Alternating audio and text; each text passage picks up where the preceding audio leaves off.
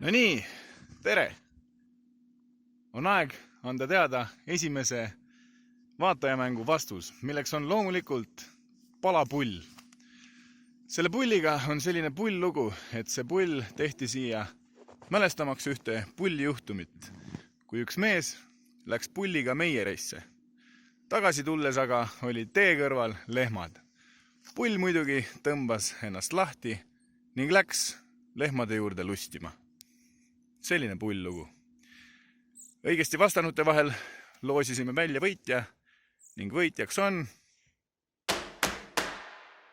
Palju õnne! Ja tänane vaatajamäng.